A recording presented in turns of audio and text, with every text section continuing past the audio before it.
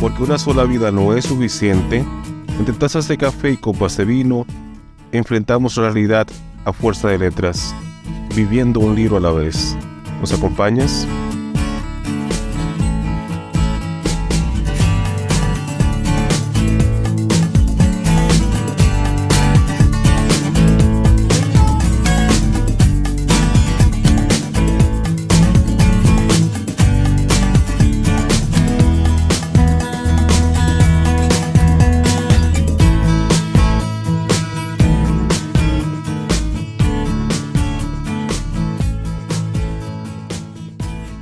Hablamos del libro El Destino Dominicano, de John Barlow Martin.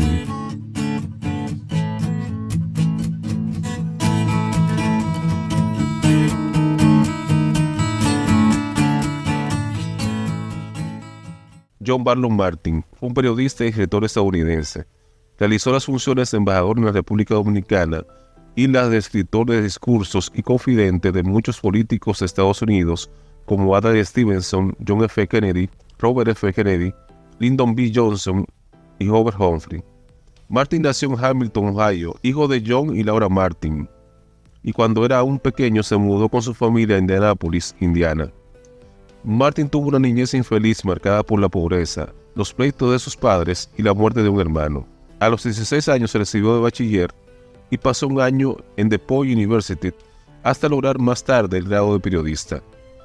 Debido quizás al impacto de su niñez, Martin centró en un primer momento su trabajo de periodista en la preocupación por los desposeídos y olvidados, los criminales, los indigentes y los obreros.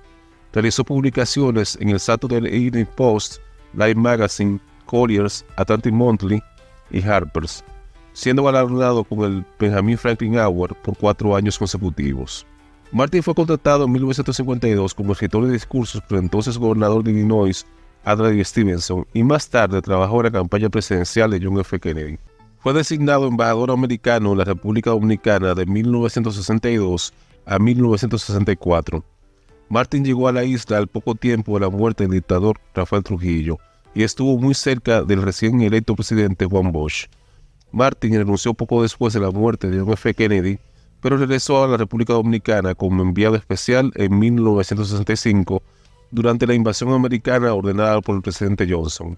En esa ocasión, según muchos, ejerció una función de procónsul a favor de los sectores reaccionarios opuestos al retorno del depuesto presidente Juan Bosch y contrario a los sectores progresistas que propugnaban por el retorno a la constitucionalidad perdida con el golpe de Estado contra Bosch.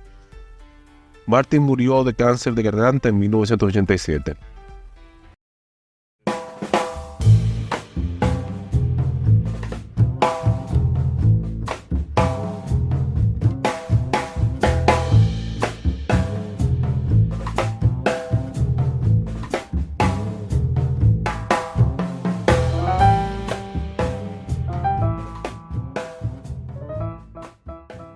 Las elecciones eran una semana después del jueves.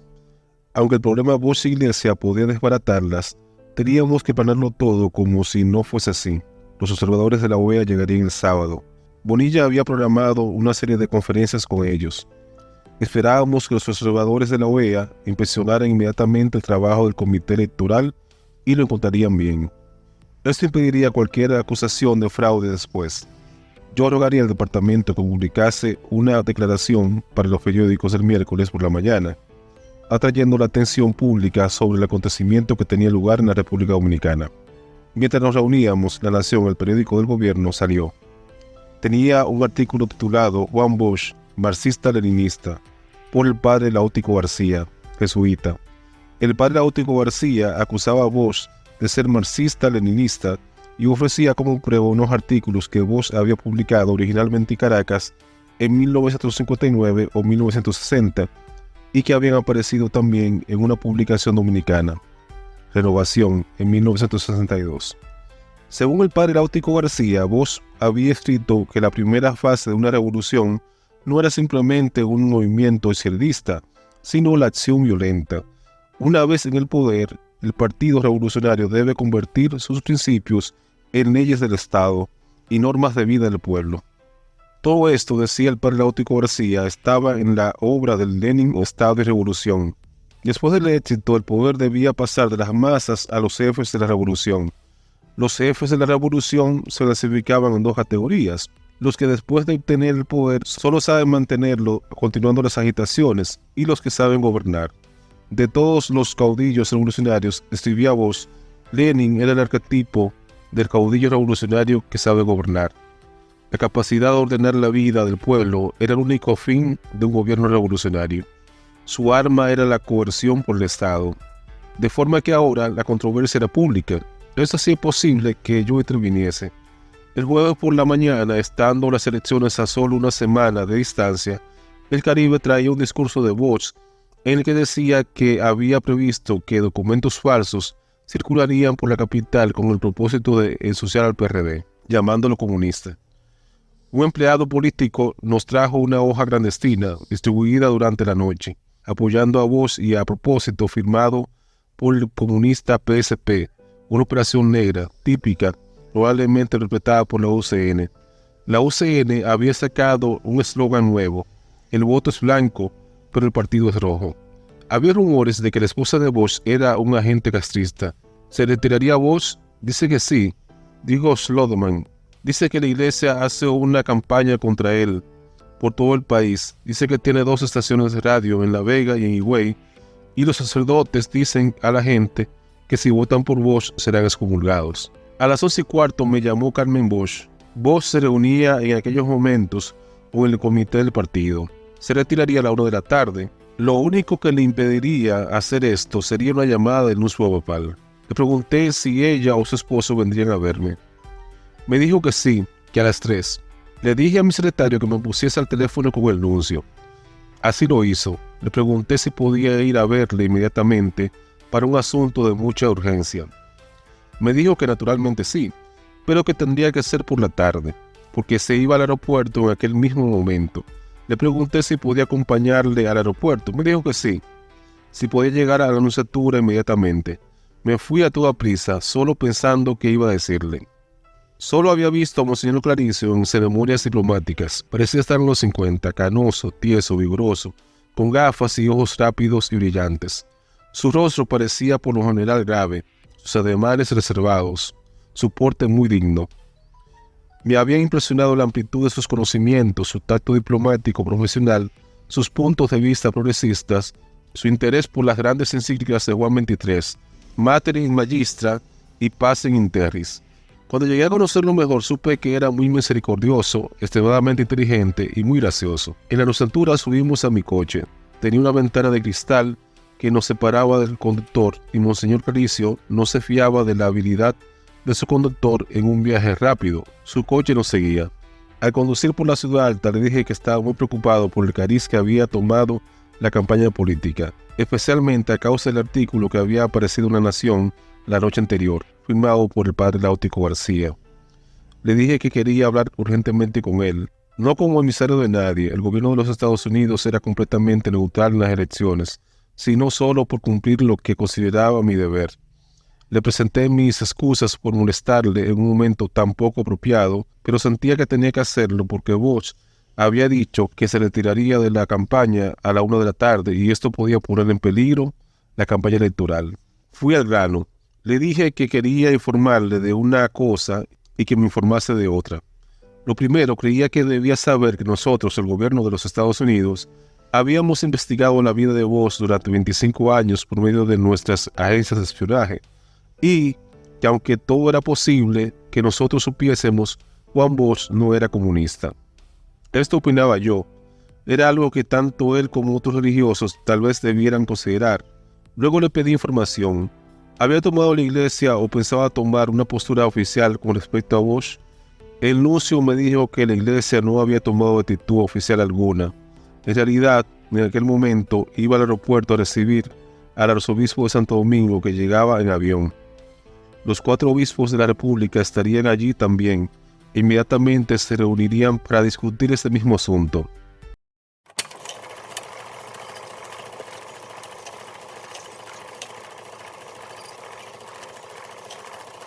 Bien, amigos de la Tertulia Literaria Papel Maché, un podcast dedicado a la difusión de literatura desde la República Dominicana.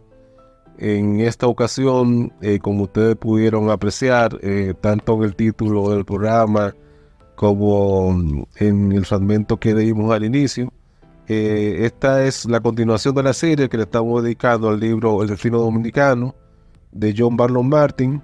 Y como pasó en el episodio anterior, que gracias por la acogida que ha tenido muy buena, ha sido bien recibido, ¿verdad? Esa primera parte de esta serie sobre esta obra, y lo cual agradecemos muchísimo a todos a quienes han dedicado parte de su tiempo a escucharlo. Y hoy nos acompaña nuevamente Abel Ventura, a quien le damos la más cordial y formal bienvenida. ¿Cómo está usted, Abel? Muy bien, me siento muy bien. Gracias, muchas gracias por invitarme a compartir este banquete de conocimientos gozado, ¿no?, por esa gran figura como lo es John Barlow Martin y su libro El Destino Dominicano.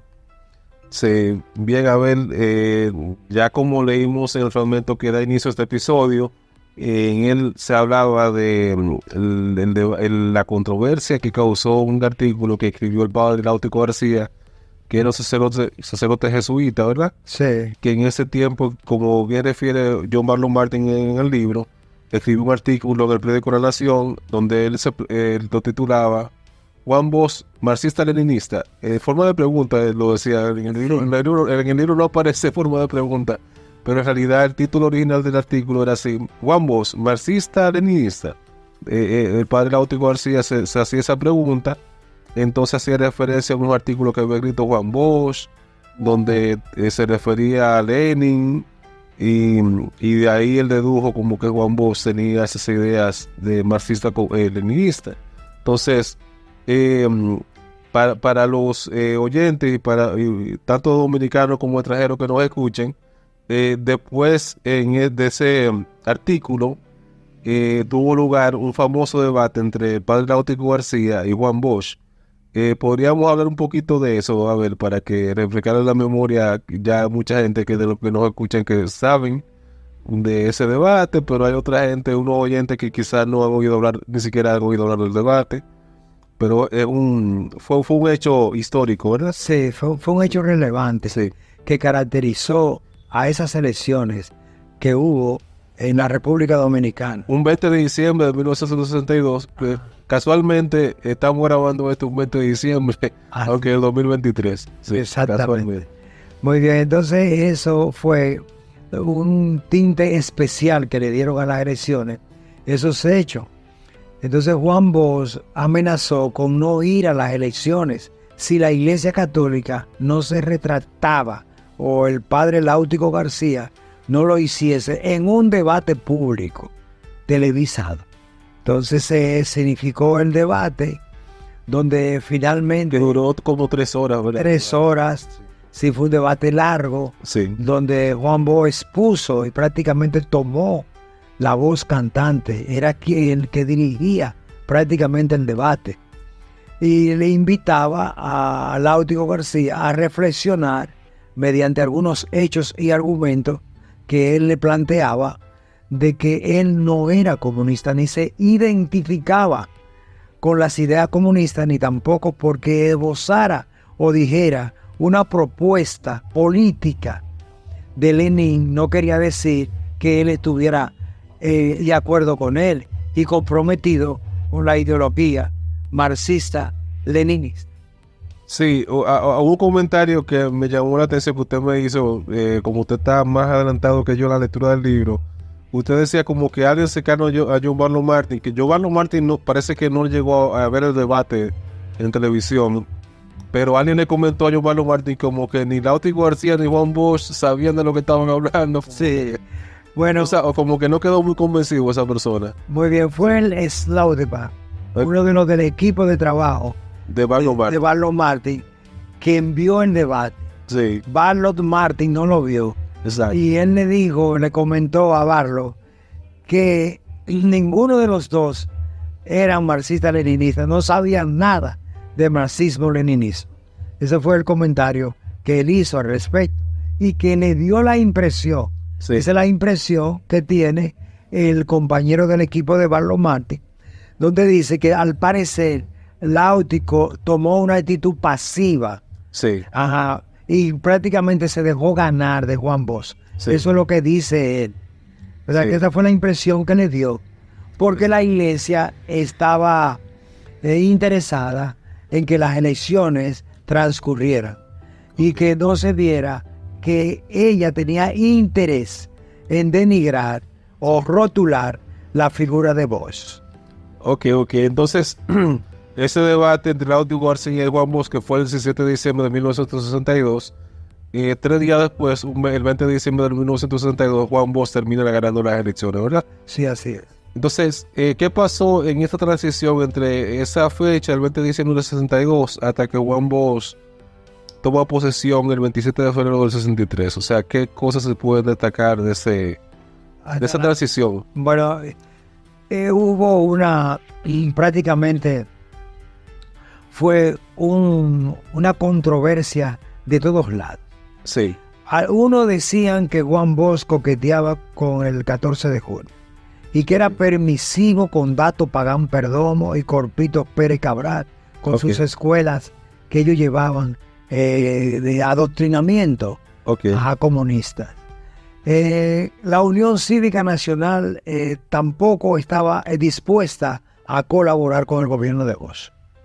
Y cuando Juan Bosch sale electo, como habíamos dicho anteriormente, lo que hace es que se va antes de la toma de posesión. Se va de gira internacional. Se va de gira internacional. Se va a Europa y se va a Estados Unidos. Y entonces luego regresa prácticamente desconectado de toda la realidad de lo que estaba ocurriendo. Sí, pero sería bueno hablar un poquito en esa gira. ¿Con quién se reunió Juan Bosch? Hay una reunión famosa entre Juan Bosch y Kennedy en esta transición, ¿verdad? Ajá. Que aparece una foto muy famosa que aparece Juan Bosch en el despacho oval de la Casa Blanca y Kennedy sentado en una mecedora. En una mecedora que es dominicana. Bueno, se dice que es dominicana, pero después se ha aclarado que exactamente esa que aparece en la foto no es la mecedora que le regalaron a Kennedy, que la fabricó un ebanista dominicano, sino que era otra. Pero en el imaginario colectivo sí, la gente queda con la impresión de que es esa mecedora. Sí. Porque Kennedy tenía muchas mecedoras. Muy bien. No solamente la que se regaló desde aquí, ¿verdad? Bueno, esa entrevista famosa entre Kennedy y Bosch estuvo asignada a juicio de Barlow Martin por la propuesta de que Bosch tomara en consideración que era un país que estaba dando sus primeros pasos en un sistema democrático. Sí, después de una dictadura de 31 años. De 31 años. Entonces hubieron algunas observaciones en las cuales Kennedy le manifiesta de que le guste o no a Juan Bosch, el gobierno y el país, la nación dominicana, necesita del apoyo de los Estados Unidos. Ajá. Entonces, que veía con beneplácito todo lo que el gobierno dominicano pudiera contribuir a la implementación de la Alianza para el Progreso y también de facilitar los medios para que la Agencia Interamericana de Desarrollo hiciera sus planes de desarrollar el país, tanto en lo que necesitaba de carretera, infraestructura eléctrica, infraestructura, escuela, todo, que facilitara los medios. Entonces ya Juan Bosch, ¿verdad?, electo presidente, llega el 27 de febrero y seguramente ya formalmente como presidente asume el poder. Hay un distingo, hay una cosa muy especial que llama la atención de Barlow Martin en el libro, y es que se da cuenta de que Juan Bosch no quiere invitar a la toma de posesión a ciertos países. ¿Cómo cuáles? Espérate, yo creo que hay unos países que él no quiere invitar. Ajá, y quiere hacer las cosas a la manera de él, violando el protocolo, violando la forma en que se hacen siempre las transiciones de los gobiernos. Entonces él destaca ahí que comienza a sospechar y a darse cuenta de la testarudez de Juan Bosch.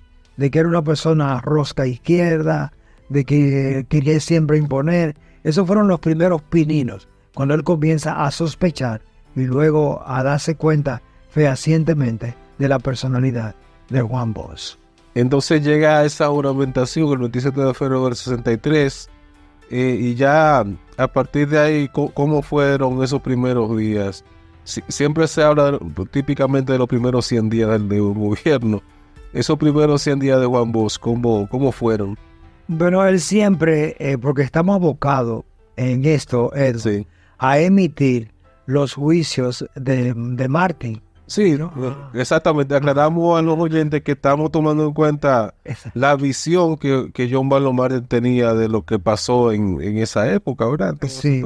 No, y la interpretación que él tenía. Exacto, su punto de vista. Su punto de vista. Su visión de la historia. Porque él era, volvemos a repetir, él lo que era es un informante. Él estaba como mirando, buscando la manera de cómo ayudar a que el país se encaminara a un proceso democrático en sus primeras elecciones y su primer presidente elegido democráticamente.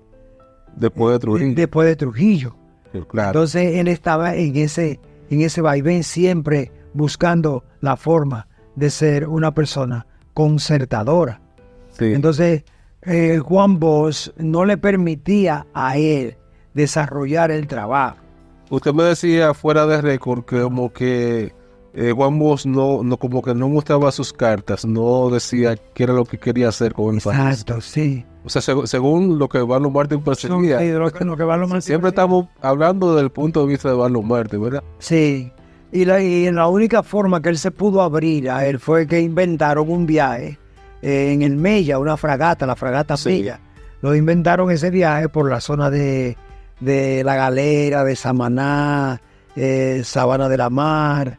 Entonces ahí fue que ellos tuvieron oportunidad en la cubierta del barco de verse frente a frente, de no poder eludirse, de crear el espacio necesario para ellos conversar.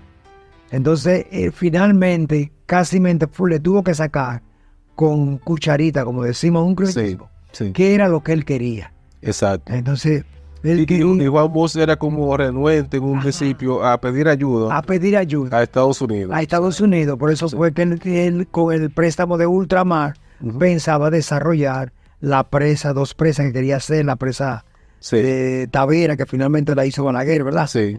Esos proyectos de presa y de electrificación a través de una planta térmica que pensaba hacer.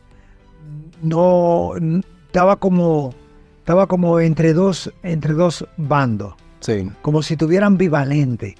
Si dejaba a los Estados Unidos de lado y se embarcaba con los países europeos, y iniciar con eso todo su proyecto, o finalmente se adhería a los Estados Unidos para que ellos también contribuyeran. Ahí estaba él. Eso fue la percepción de Barlow Martin.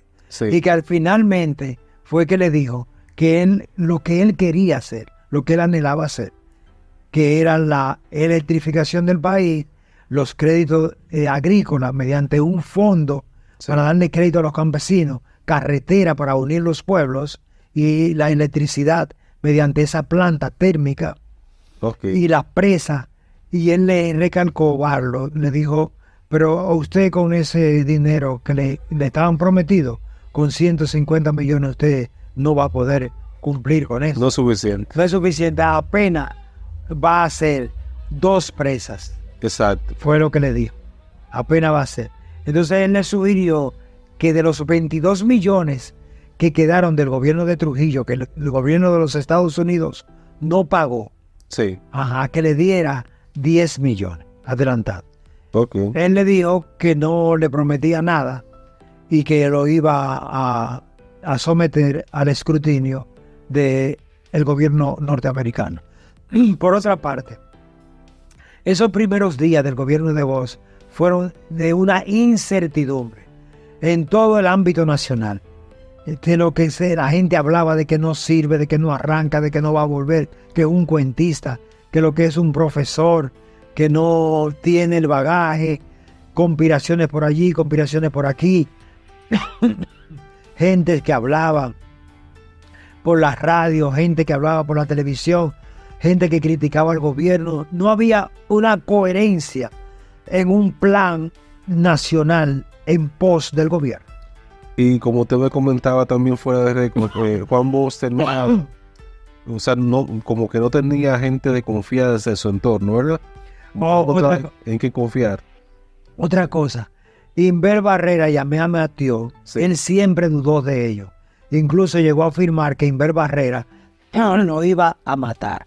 O sea, que hasta ese Asesinar. punto estaba ya Su paranoia. de paranoia. Sí, de paranoia. Y Carlos Martí lo dice, que le parecía un hombre muy asustado, un hombre muy inseguro de sí mismo y siempre con una, como con algo entre manos, como no era abierto, como que siempre estaba pensando en una fatalidad, en que algo iba a salir mal.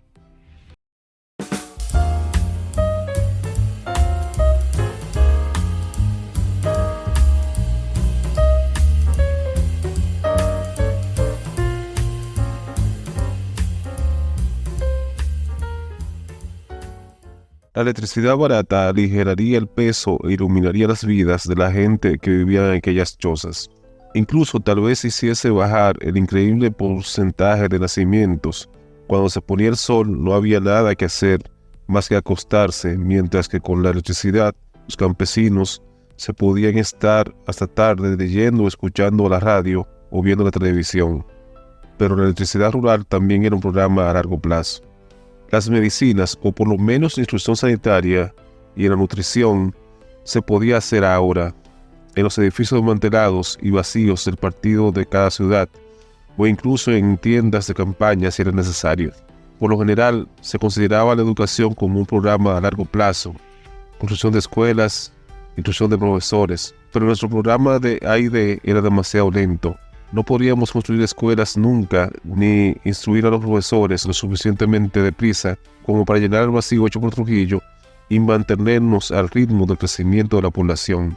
¿Por qué no podíamos buscar atajos? Educar al pueblo por medio de la radio y la televisión utilizando medios audiovisuales, impartir la instrucción en cualquier sitio, aunque no fuesen escuelas nuevas. En otoño anterior habíamos enviado camiones para instruir a la gente sobre la votación. La televisión podía haber realizado en unas pocas horas lo que les costaba varias semanas a los pesados camiones. La televisión, pensé, es la solución, la televisión y la radio. El pueblo dominicano, primero durante tanto tiempo por Trujillo, tenía que aprender tanto y a la larga, solo de educación, tanto vocacional como académica, podría traer consigo el desarrollo económico. Porque el problema no era en realidad una economía subdesarrollada, era un pueblo subdesarrollado. Incluso el desarrollo político dependería en realidad de la educación. El pueblo dominicano era inteligente y muchos de ellos, al verse libres de pronto, eran como esponjas, absorbían cualquier conocimiento. Por medio de la televisión y la radio se les podía enseñar cualquier cosa: higiene, nutrición, carpintería, fontanería, mecánica, cómo votar, construcción de casas, agricultura, avicultura, poricultura, lo que fuese. Incluso se les podía enseñar a leer.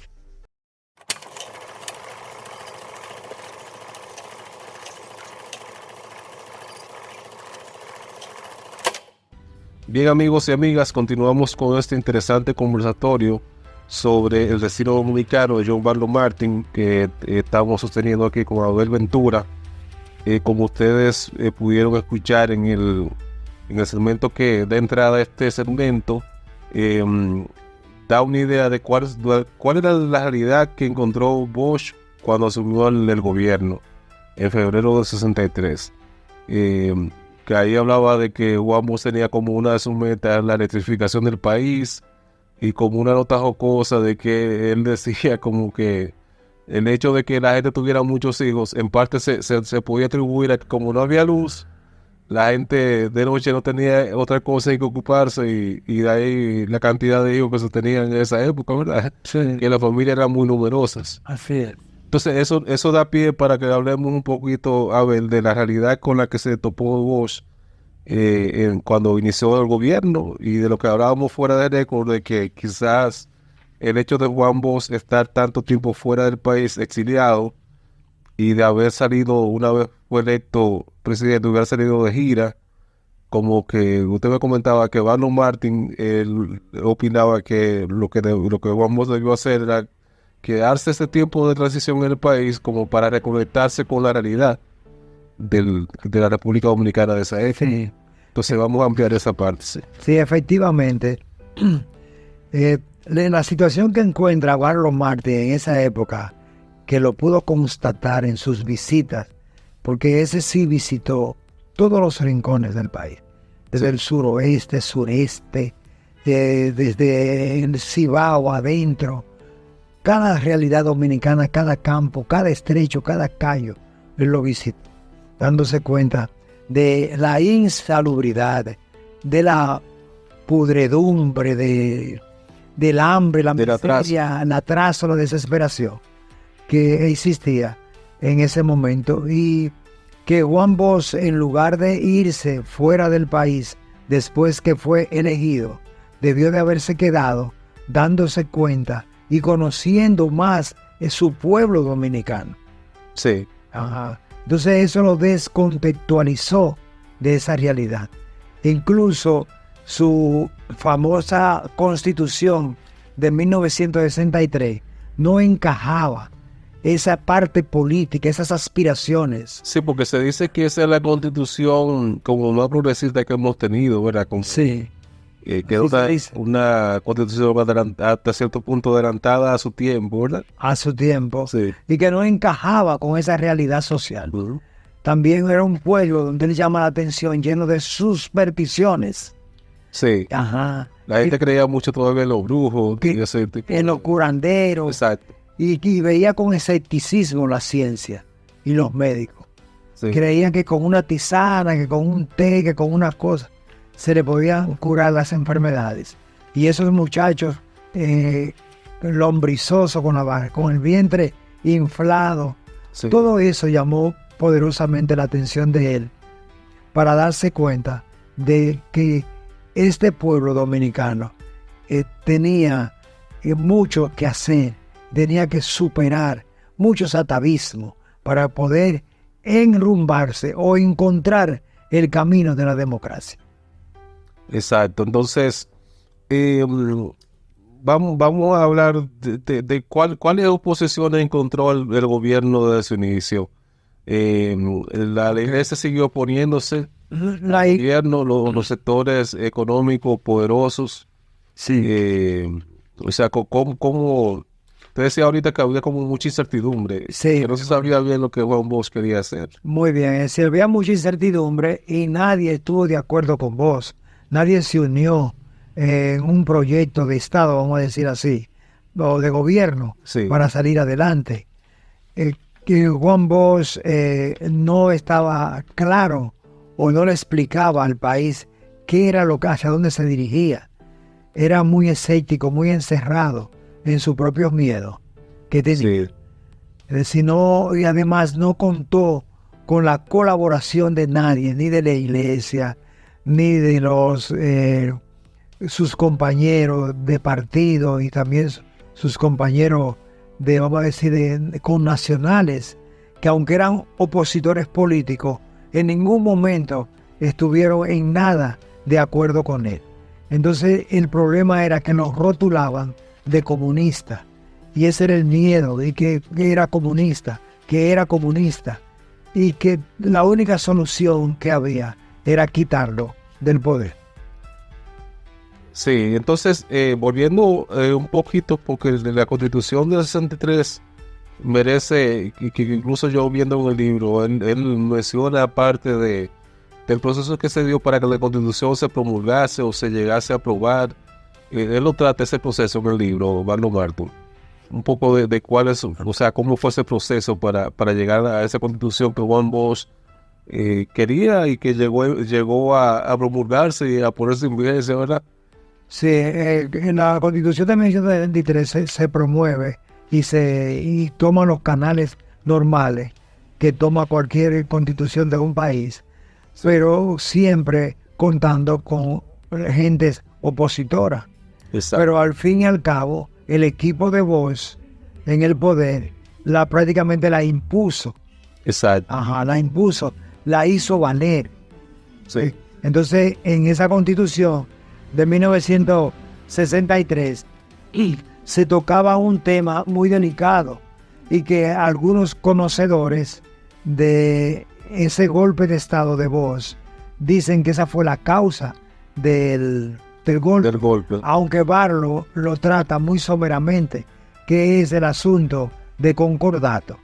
El concordato del Estado Dominicano y la Iglesia Católica. En la Iglesia Católica, firmado por Trujillo. Trujillo en el 54, en 1954. Sí. Entonces esa constitución ventilaba quitar ese concordato. O sea que la constitución del 63 abogaba por lo que se llama un Estado laico. Y, o sea que el Estado y la Iglesia estuvieran debidamente separados. Así es. Exacto. Y que tanto que la Iglesia Católica no tuviera tanto poder sobre la educación. Exacto. Ni también los privilegios que le otorga en la constitución vigente y la constitución de... Y hablando de educación, Abel, ¿qué modelo educativo era por el que vos propugnabas? O sea, ¿eso aparecía en la constitución de alguna manera delineado? O sea, ¿cómo Juan Bosch pensaba que podía enfrentarse todo lo que dijimos ahorita de ese oscurantismo que había en el país, esa ignorancia, eso tener más creencias, creer en supersticiones que en la ciencia? De alguna manera Juan Bosch era partidario de que se promoviera el pensamiento científico en el país. Exacto. Y que se fuera abandonando ese oscurantismo, claro, esa creencia, esas supersticiones.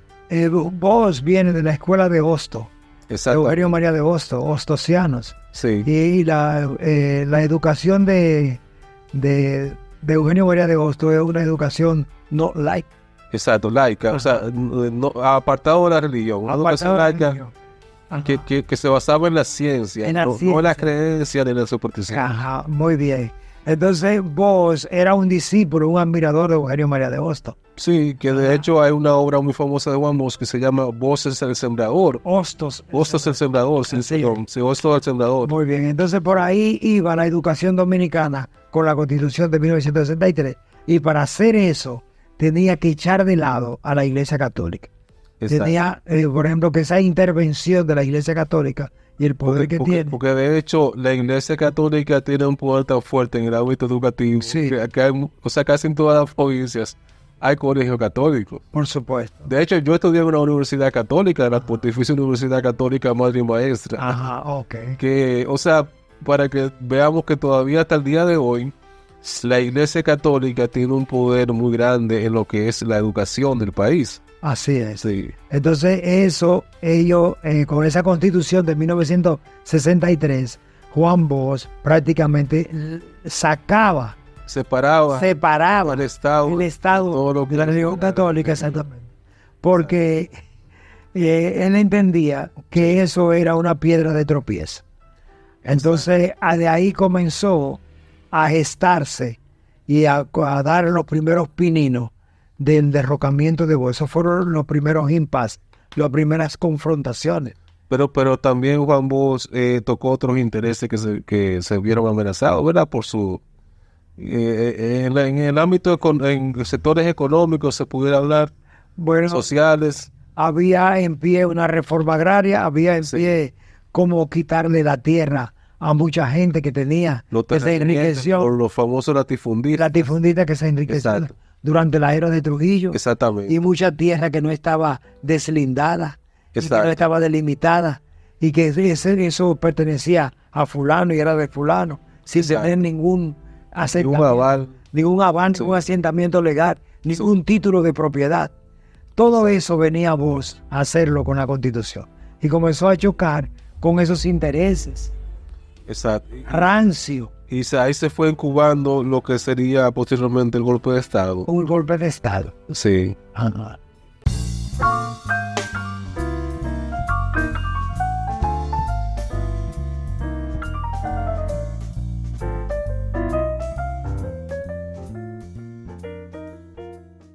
Fran vio de todo: bebés con los vientres hinchados, el pelo de color cobrizo y la piel cayéndoseles a trozos de las delgadas piernecillas, todos ellos con signos de desnutrición.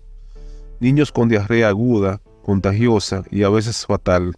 Bebés tan minúsculos que cuando ella los desenvolvía del trozo de toalla en los cuales venían envueltos, no veía sino unos palitos con manos y pies que se parecían más bien a un paquete de huesos de pollo que a un ser humano.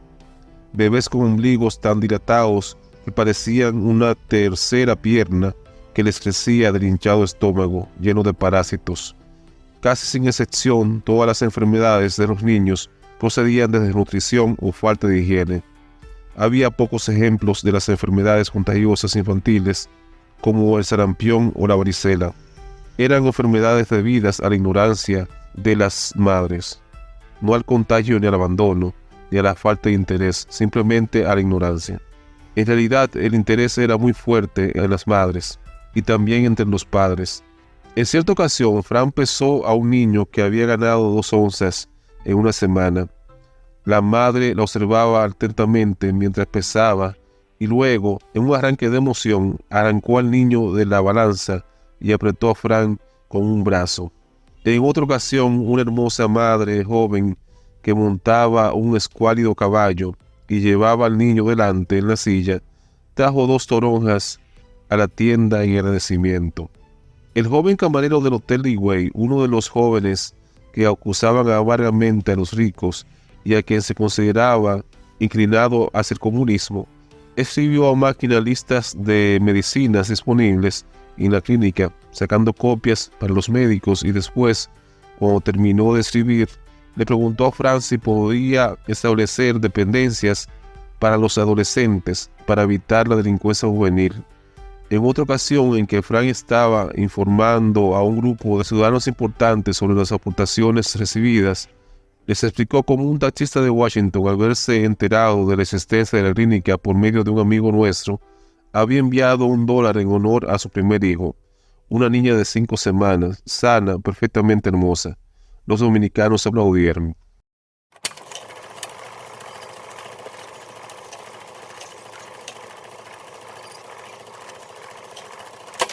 Y bien, amigos y amigas del podcast Tertulia Literaria Papel Maché, seguimos con este conversatorio con Abel Ventura sobre el destino dominicano de John Barlow Martin.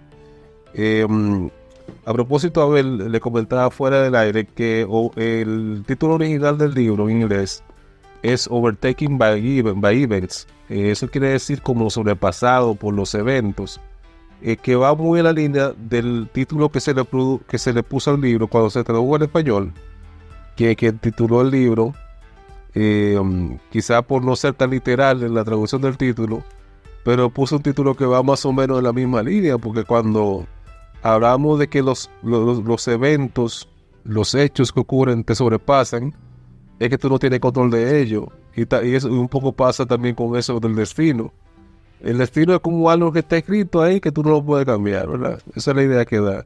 Entonces queríamos hacer esa aclaración para porque lo consideramos un dato importante. O sea, siempre el libro original se fue escrito en inglés, obviamente porque Barlow Martin era norteamericano y su idioma era el inglés, pero en la traducción esa nota la considero importante, saber, o sea, cuál es el título original y su traducción al español, y lo que considero yo que van en la línea, o sea, van en la misma línea, tanto el título en inglés como en español. Claro, porque los hechos no lo pueden controlar.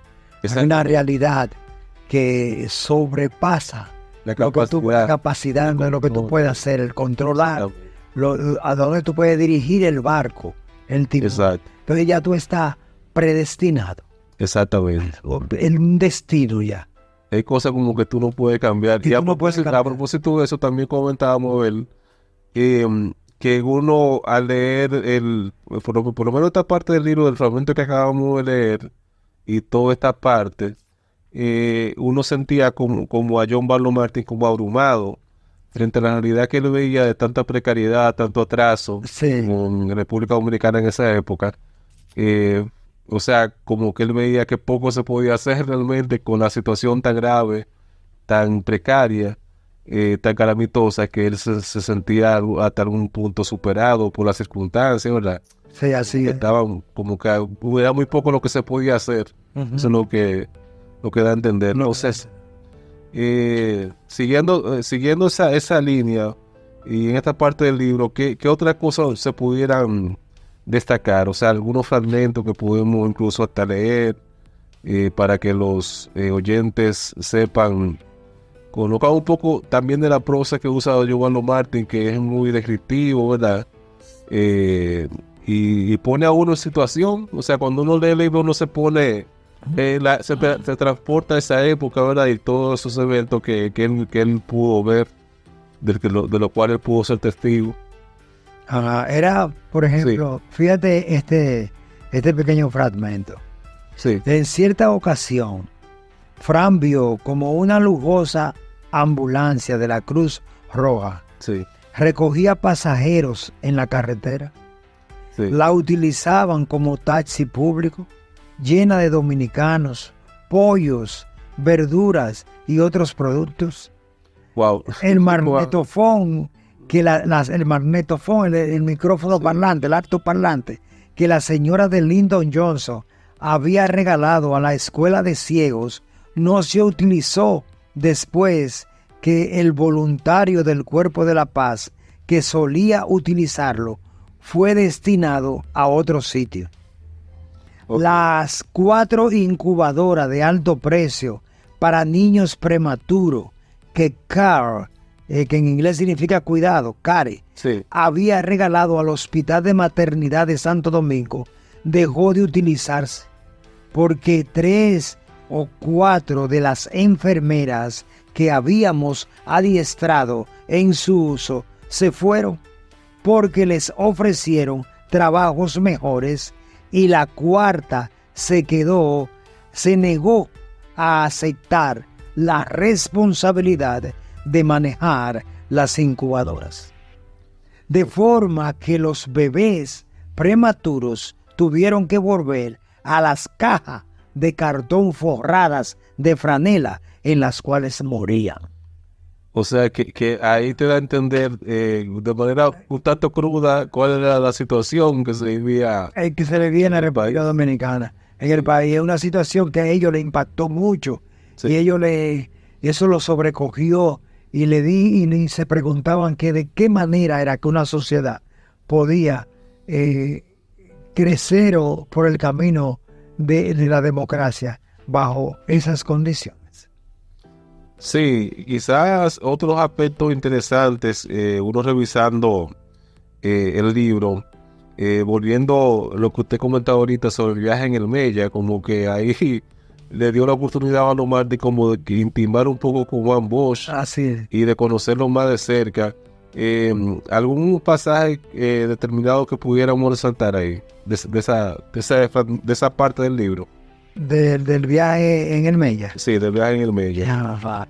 En ese viaje del Mella, sí, aquí hay un fragmento que es importante, que dice así: Vos seguía en un atolladero.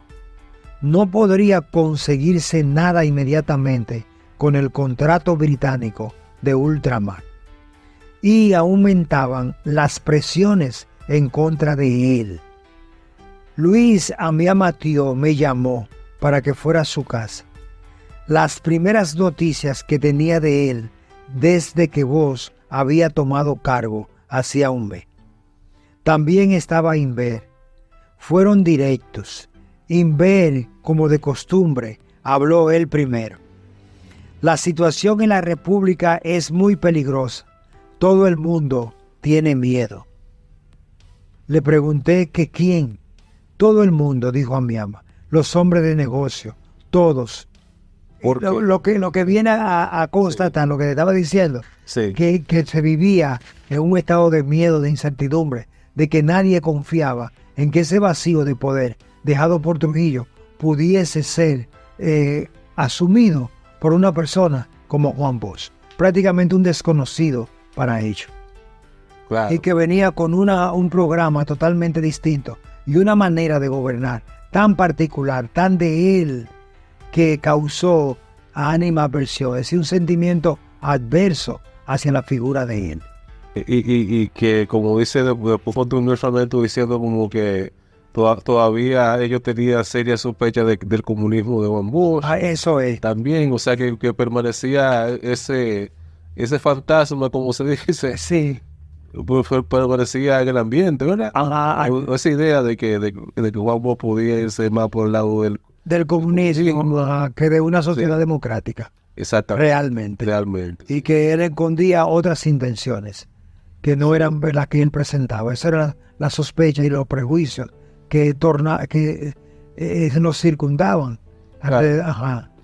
Y que era propio de la época, realmente, bueno, porque recordemos que eso fue apenas, estamos hablando de que la Revolución Cubana fue en el 59, al principio del 59, Ujú. y lo ubicamos en el año 63, apenas sí, Eran 4 años.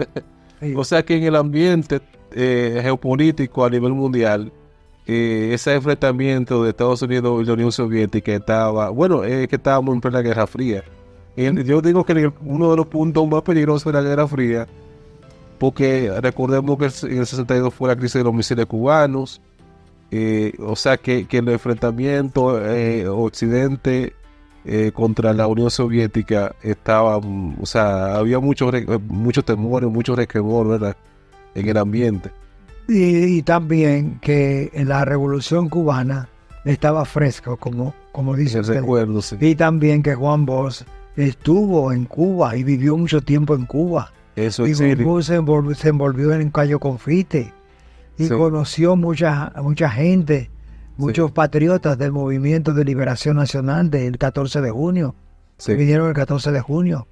A ver, Juan Bosch se codió siempre con el exilio opositor a Trujillo, que no era declarado, sino Sí. de tendencias democráticas, sino que estaban de acuerdo con el sistema de Fidel Castro. Entonces eso lo hacía, cernía sobre él esa sospecha de que Juan Bosch fuera, O sea, esa sombra lo cubría todo. lo cubría Sí, totalmente. entonces sí. Pero en realidad el libro nos permite conocer más bien cómo, como lo relata él, las circunstancias envuelven a una personalidad.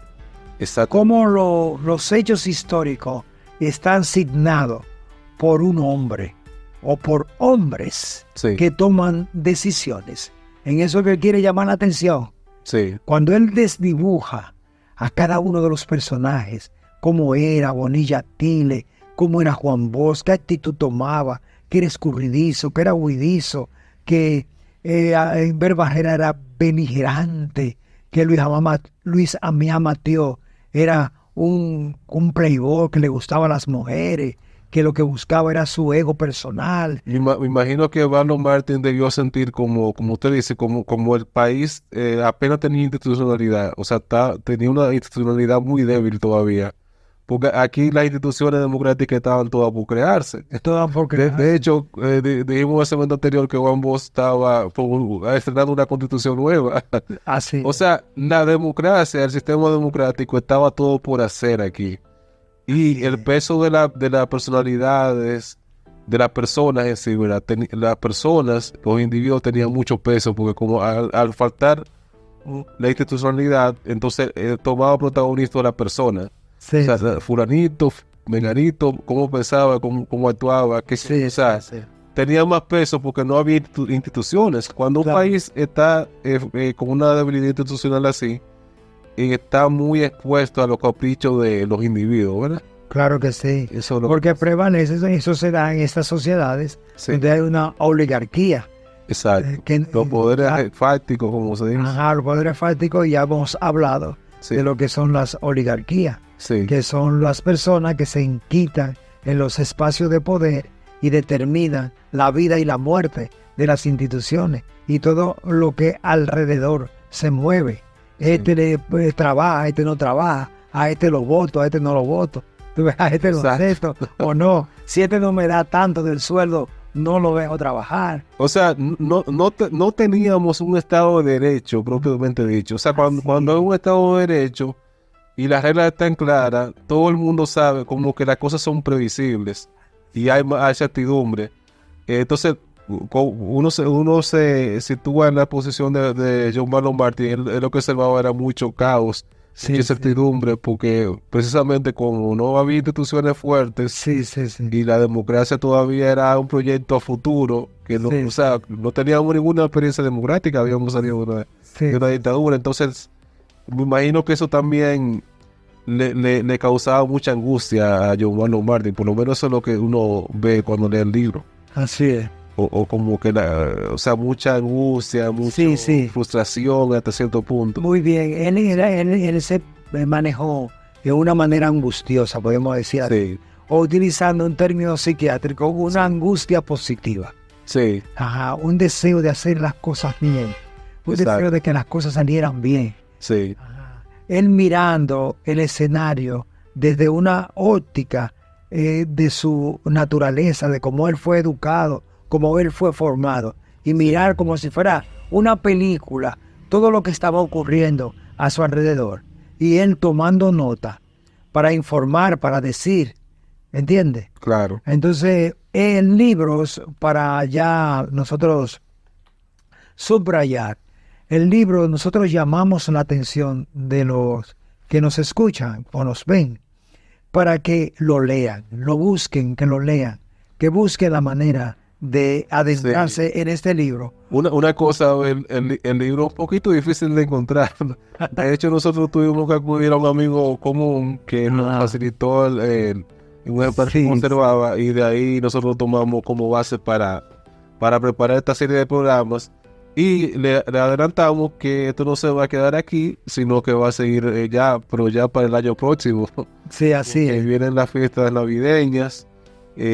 Aprovechamos para agradecer a todas las personas que han apoyado este proyecto del podcast de Tertulia Literaria Papel Maché, que en las diferentes plataformas nos siguen, que hemos tenido una respuesta muy positiva durante este año, o sea, con gente que se ha suscrito al canal de YouTube, las visitas a los diferentes episodios, o sea que nos sentimos muy satisfechos por la respuesta que ha tenido este proyecto de podcast, de difusión de la literatura desde la República Dominicana, y esperamos, o sea, aprovechamos para agradecer eso y esperamos que nos puedan acompañar el próximo año, porque esta serie, estoy hablando con Abel fuera de récord, de que vamos a llegar hasta cuatro capítulos. Así O sea es. que apenas vamos a la mitad del camino, a ver. Sí, sí. Sí, Pero no, porque es muy interesante. sí, pero muy interesante y falta mucho.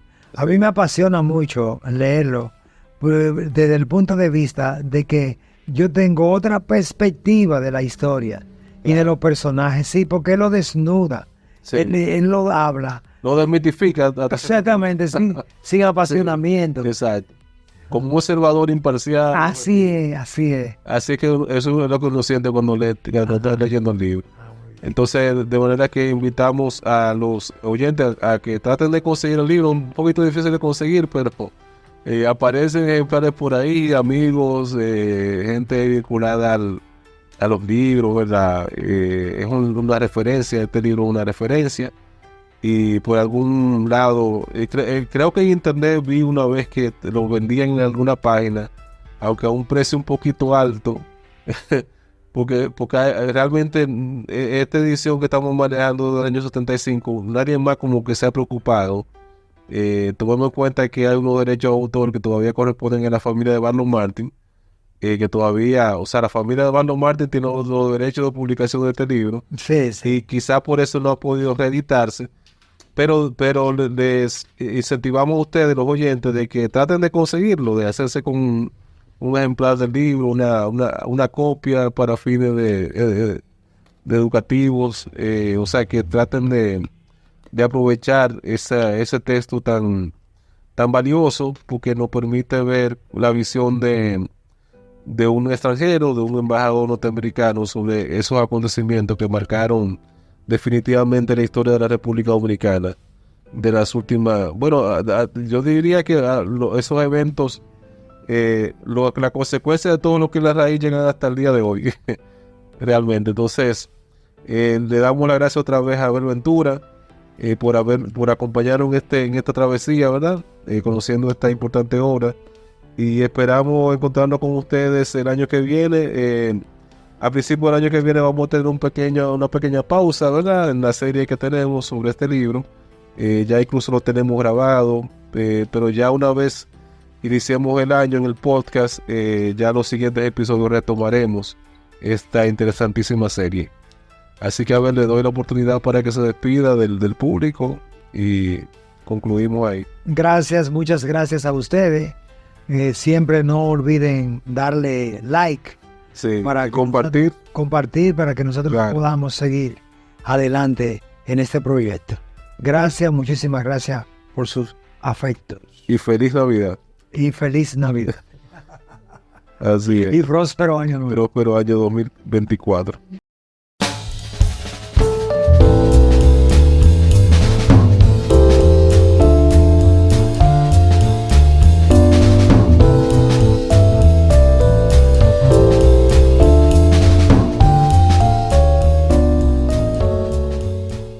Y así concluye una entrega más de Tertulia Literaria Papel Maché. Agradecemos que nos hayas acompañado y te esperamos en el próximo episodio para seguir viviendo un libro a la vez.